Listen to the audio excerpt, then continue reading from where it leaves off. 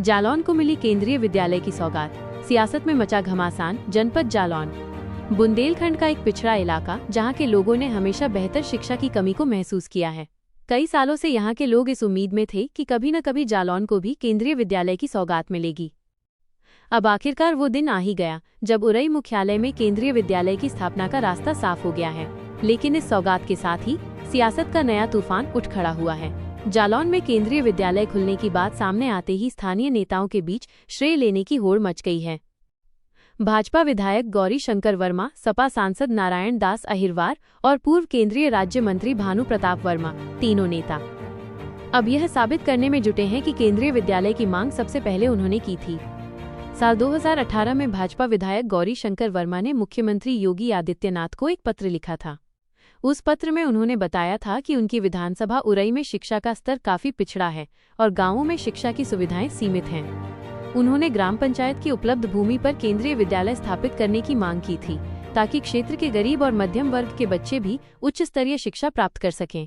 इसके बाद वर्ष 2021 में विधायक गौरी शंकर वर्मा ने देश के राष्ट्रपति को संबोधित एक और पत्र भेजा। इस बार उन्होंने सीधे राष्ट्रपति से आग्रह किया कि जालौन जैसे पिछड़े जिले में केंद्रीय विद्यालय की स्थापना अति आवश्यक है। उन्होंने कहा कि कोरोना काल में बच्चों की शिक्षा पर बुरा असर पड़ा है और इस क्षेत्र के बच्चों को बाहर पढ़ने जाना पड़ता है, जिससे आर्थिक बोझ बढ़ता है और कई बच्चे पढ़ाई बीच में छोड़ देते हैं। वहीं 2024 में सपा सांसद नारायण दास अहिरवार ने भी केंद्रीय विद्यालय की मांग को लेकर केंद्रीय शिक्षा मंत्री धर्मेंद्र प्रधान को पत्र लिखा। उन्होंने पत्र में कहा कि उरई, जो जालौन जनपद का मुख्यालय है, वो बुंदेलखंड के पिछड़े इलाकों में आता है। यहाँ शिक्षा का स्तर काफी नीचे है और कई बच्चे साधनों की कमी के कारण उच्च शिक्षा से वंचित रह जाते हैं। सांसद ने लिखा कि अगर उरई में केंद्रीय विद्यालय खुलता है तो यहाँ के बच्चों को गुणवत्तापूर्ण शिक्षा मिलेगी और पूरा क्षेत्र शिक्षा के क्षेत्र में आगे बढ़ेगा। अब इन तीनों पत्रों के सामने आने के बाद जालौन की राजनीति गर्म हो गई है।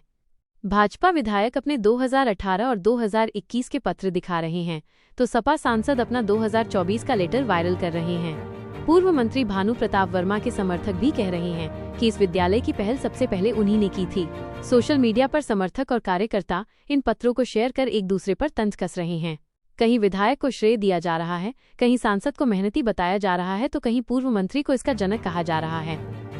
जनता अब इस सियासी खींचतान को देखकर कह रही है, विद्यालय बन रहा है तो ये हम सबकी जीत है, लेकिन अब इसे राजनीति का मुद्दा मत बनाओ। लोगों का कहना है कि जनता ने नेताओं को जनहित के लिए चुना है, न कि एक दूसरे से श्रेय की लड़ाई के लिए। सोशल मीडिया पर कई लोगों ने लिखा, केंद्रीय विद्यालय का निर्माण जनता के बच्चों के भविष्य के लिए है, इसका श्रेय लेने की होड़ नहीं लगनी चाहिए। अगर मेहनत रंग लाई है तो वो पूरे जनपद की है, किसी एक पार्टी या नेता की नहीं। अब जब केंद्रीय विद्यालय खुलने जा रहा है तो सबसे बड़ी उम्मीद यही है इससे बुंदेलखंड के इस हिस्से में शिक्षा का स्तर बढ़ेगा, बच्चों को बेहतर सुविधाएं मिलेंगी और उन्हें अब पढ़ाई के लिए दूसरे शहरों में नहीं जाना पड़ेगा। लेकिन साथ ही ये सवाल भी उठता है, क्या जनप्रतिनिधि वास्तव में शिक्षा को प्राथमिकता देंगे या ये मुद्दा सिर्फ सियासी श्रेय तक ही सीमित रह जाएगा? जालौन की जनता कह रही है, विद्यालय बनना गर्व की बात है, लेकिन अब नेताओं को ये साबित करने की जरूरत नहीं कि किसका पत्र पहले था, बल्कि ये दिखाने की जरूरत है कि कौन इस विद्यालय को वास्तव में बच्चों के भविष्य से जोड़ पाता है। केंद्रीय विद्यालय की ये सौगात जालौन के लिए शिक्षा के नए युग की शुरुआत हो सकती है। बस जरूरत है कि सियासी रस्साकशी छोड़ हर दल के नेता मिलकर इसे जनपद की ताकत बनाएं, क्योंकि बच्चों का भविष्य किसी पार्टी का नहीं, पूरे जालौन का भविष्य है। आप इस बारे में क्या सोचते हैं, कमेंट में जरूर बताएं।